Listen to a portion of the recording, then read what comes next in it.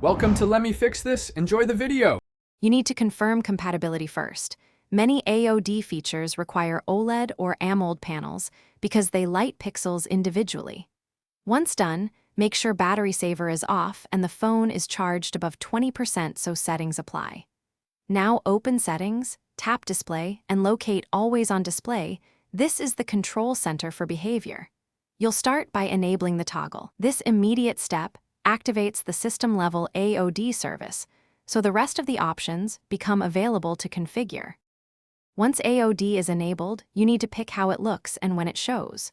Choose a clock style, add widgets or custom images if supported. This defines what you see at a glance. Then set the display schedule, select Always On, Timed Schedule, or Tap to Show because continuous use affects battery life.